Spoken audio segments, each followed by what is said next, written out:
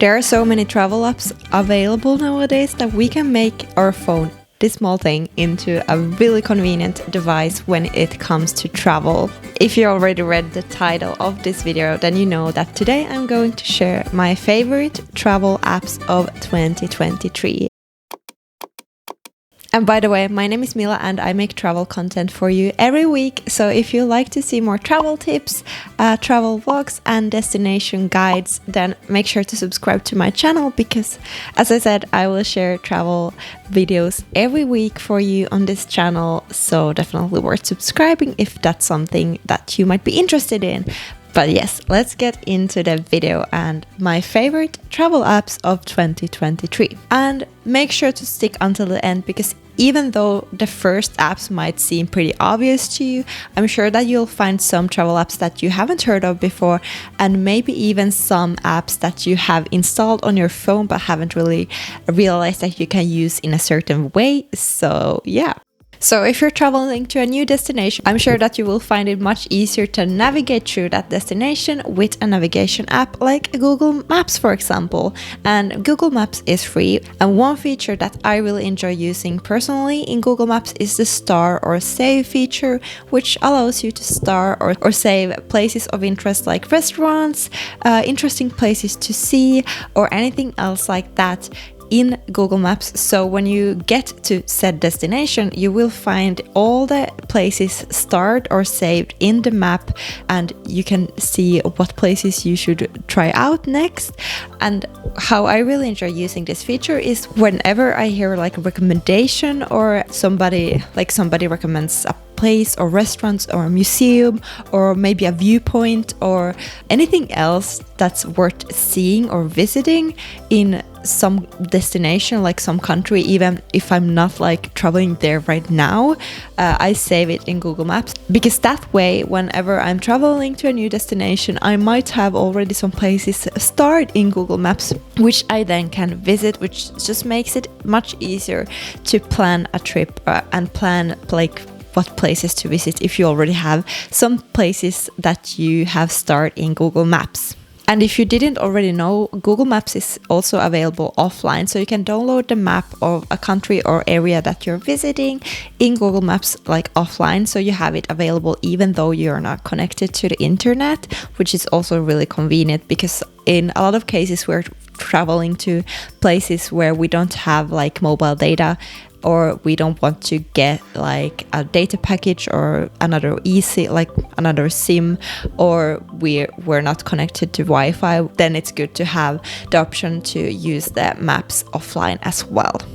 And to be honest, nowadays I also use Google Maps to check like restaurants in nearby locations instead of using TripAdvisor for that. Even though I do enjoy using TripAdvisor for searching like places to visit in a city, I do use Google Maps more to check restaurants and see like the reviews and check the menus and stuff, which is also really convenient in Google Maps when you're online. But still, as I said, TripAdvisor is another great app that you might want to look into, especially if you're researching for places to visit like museums or maybe viewpoints, parks, whatever in a city. Then yeah, TripAdvisor is still really good for that. Another map or navigation app that you might want to look into is Maps.me, which is another free app that you can also use offline. You just have to, download the map of the area or country that you're visiting in advance to be able to use it without internet access. The interface on Maps.me is a bit different compared to Google Maps, which is why some people might prefer this app instead of Google Maps. And what's another difference in Maps.me is that it's user generated, which means that people can make suggestions, like other travelers can make suggestions in the app on places to visit or some routes and trails, which are then added into the app. So you can see places that other travelers have recommended in Maps.me.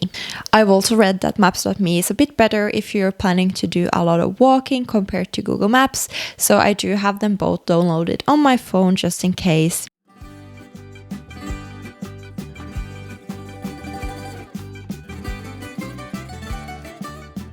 So In the world, we have so many different languages that are spoken, and when we're traveling, we're gonna encounter these different languages, and it's impossible to know them all. So one good app to have on your phone when you're traveling is Google Translate, and especially using the app offline, because again, you might not always have access to the internet, or like you might not always be connected to the internet. So downloading the like languages you need in Google Translate is great for that purpose, because that way, whenever you have like a scenario that you don't understand the local language, for example, the menus are in the local language, or some signs or anything like that is in the local language, you can actually use Google Translate for that. Of course, when you write the text in the app, but also by using the camera feature, which allows you to translate the menu or like the sign, for example, directly with the camera. It's just very convenient, and something you should consider trying on your next trip when you're traveling to a destination where you don't know the local language. For budgeting and tracking what I spend during a trip, I use an app called Tripcoin. It's a very simple and easy app to use, and I just find it very convenient, so I can track my budget and also make travel budget breakdown videos for you guys, like this one, for example. And I'm sure there are apps available that are similar to Tripcoin, but what I really enjoy about Tripcoin is that it's so simple to use, and it's also free to download. So I just use it. I've been sticking to Tripcoin for a couple of years now, and you know, maybe I should try some other ones as well, but I don't plan on doing it right now. I just find it so convenient to use, so I do suggest looking into Tripcoin if you're like searching for a very simple and free app for budgeting. If you're planning to travel Europe by train, then I highly suggest that you download the Trainline app. This is the app that I used last summer, for example, when me and my boyfriend and our friends traveled in Italy, and we also traveled in the Netherlands, me and my boyfriend.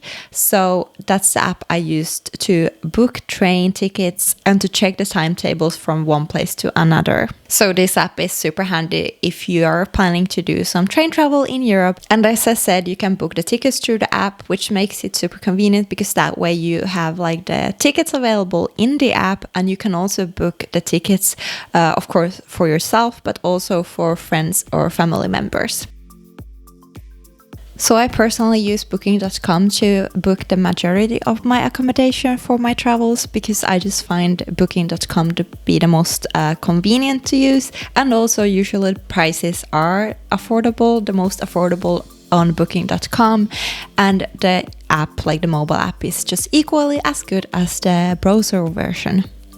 Sometimes I do book my accommodation through other like sites like Agoda or Hostelworld, but I do like to do some comparison and some research before I do any bookings. Sometimes some places are available on Booking.com that aren't available on, for example, Hostelworld, and like vice versa. So it's good to always check a few different like websites, but for the most part I use Booking.com. My go-to app for converting currencies is the XE app, and I find this really like convenient to use if I'm in a destination or a new country where I have to convert the currency to my home currency, which is euro, because I live in Finland. But for example, in Albania or also in Mexico, I use this app a lot, because once you choose the currencies that you want to like work with or use, then the app automatically saves like the most recent currency update in the app. So when you're like online, you have access to internet. So then when you're offline and don't have access to internet, you can still use the app to get a pretty like accurate currency conversion in the app, because it has saved like the currency conversion in the app. So yeah, that's a good app to have if you're traveling somewhere where you don't know the local currency. When it comes to comparing flights and flight rates, then I always start off the research by using a Skyscanner, which is my personal like favorite when it comes to all these flight comparison apps. And there is a mobile app available. I personally usually use the browser version because I like to do like travel related research on my computer in the browser. But sometimes it's good to have the app because if you're on the go and need to do some need to book some flights or something like that, then it's good to have the Skyscanner app, because it just makes it really easy to research flight and compare flight prices and rates on the go. So next up are some apps that aren't really like specifically travel apps, but I think these are really good to have if you're like traveling a lot. And two of them are the Apple Music app and also the Apple Podcast app, which I personally use instead of Spotify currently.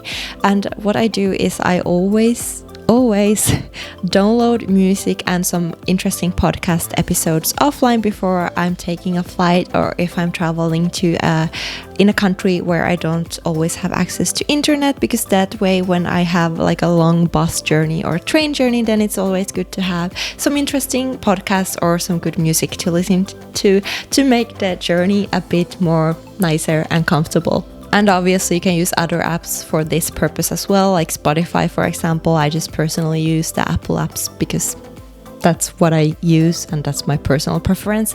But in Spotify you can do the same thing. If you have like the premium version, you can download podcast episodes and music in there too. And the Apple Wallet app is again a great app, which is not like specifically travel related, but it's a good app to have if you're traveling a lot, because in there you can add things like boarding passes, booking confirmations, and entrance tickets, for example, which makes it a really convenient app to have for traveling. I just find it really easy to have one app where I can find all my booking confirmations and boarding passes when I need to, especially if the airline or like the booking site or some museums even have the possibility to add like the travel document into the Apple Wallet. And if you haven't utilized this app and you're an iPhone user, then you should, because it's really convenient in also like when you're traveling. And I think the Google Wallet is a similar app for Android users. I'm not sure because I don't have experience of that app, but I'm sure they have something similar. For example, last summer when me and my boyfriend Juuso traveled to Amsterdam, I did save the entrance tickets for the Heineken experience in Apple Wallet, which was really convenient.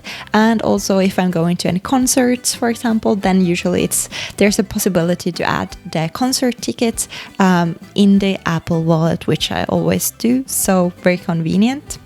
And of course there are many different and like other travel apps available. For example, the apps of different airlines, or for example Flixbus if you're traveling Europe with bus. But I don't find these to be as multifunctional per se. So these apps that I have mentioned in this video, I find these to be very multifunctional, and most of them are apps that I use on all of my travels, so that makes them really convenient, and that's why they make the list of my favorite travel apps of 2023. And now, if you have any kind of questions for me about traveling, about some destinations that you'd like to visit, or about maybe myself, then make sure to comment below with your questions, because I am planning on doing a Q&A video for you all once I have enough questions for that video. So yeah, write your comments down below in the comment section. And if you like to learn about my favorite travel items for 2023, then make sure to check out this video next, and I will see you in the next one. Bye!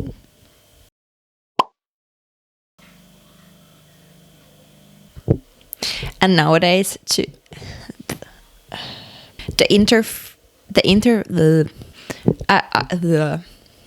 I've also met, and I'm sure there no vittu where I have to